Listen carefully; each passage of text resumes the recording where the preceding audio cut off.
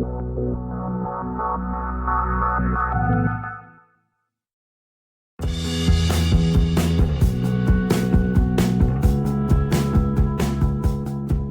virtual class with regards to living your dreams like a boss. When I entitled it Living Your Dreams Like a Boss, I pretty much did it because all of my life I always wanted to know what made the difference between a woman who was in waiting and a woman who had tons of potential and a woman who just did whatever she wanted, a woman who just seemingly exceeded her dreams, a woman who had a smile, a pep in her step.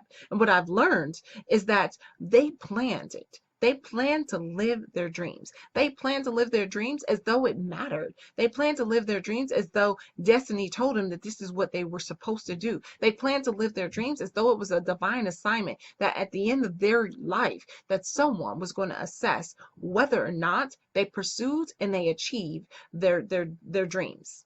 And I want to challenge you today. I want to ask you today, before we get started, take this pop quiz and ask yourself, are you planning your life? Are you planning to live your dreams? Or are you waiting for someone to pick you up and turn you around and just turn on the light, turn on something inside of you, turn you on so much that you want to just live your best life? That's a real question for you. Because if you're not planning to live the life that you love, more than likely you won't. Because this is what I know, is that we are already fearfully and wonderfully made to do greatly. We're fearfully wonderfully made to tell a story that lights our fire inside of us. It lights our hearts.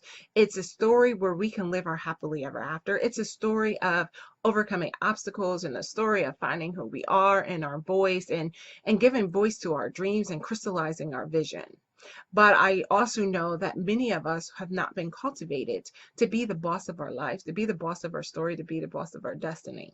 So I know a lot of these things because I went through a lot of things. I went through the been-throughs. I'm an attorney, and I've been an attorney for almost 20 years, but I do know in my beginning stories, and my beginning story is what propelled me.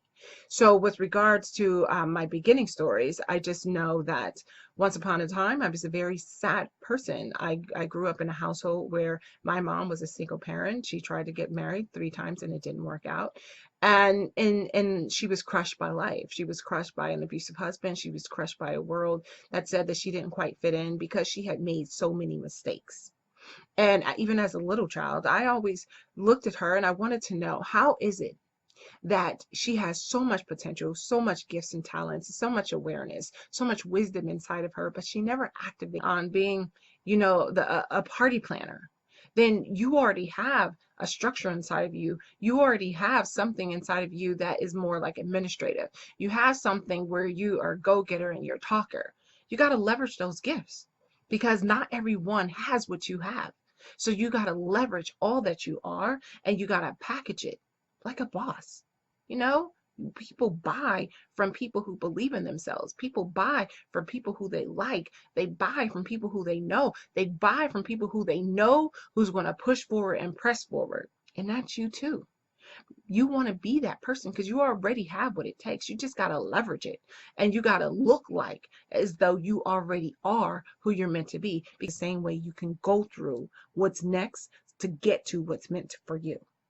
Also, A is for you have to assess your footsteps. You got to assess the people around you, the places that you are surrounding you. You have to assess whether or not that you're playing small or are you planning to go big.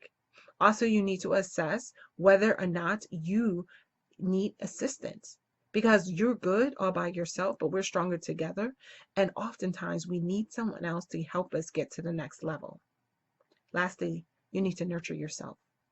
As an emotional person, women are emotional. Even those who say that they're not emotional, when you get that rejection, then you'll see how much you're emotional. Because if you pretend like that you don't need to nurture yourself, then in the end, you're going to find yourself overwhelmed. You're going to find yourself burnt out. But when you nurture yourself, you can restore yourself. So let's break out these into a discussion with regards to first, planning. And planning is not just necessary decreeing and declaring. Planning is decreeing that you have what it takes to be great, decreeing that you are wonderfully and uniquely made to do something, decreeing that your voice and your vision matters, and also declaring that what you, because the same way you did before is the same way you can do now.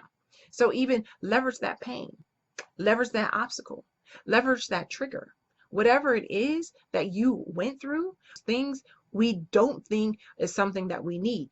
But when I talk to my clients, I tell them everything that you did in the past, everything that you learned, you make that work out for your good. Don't let, and nothing is wasted. If you are planning on making your dreams a reality, don't allow anything to be wasted. None of it. Because if you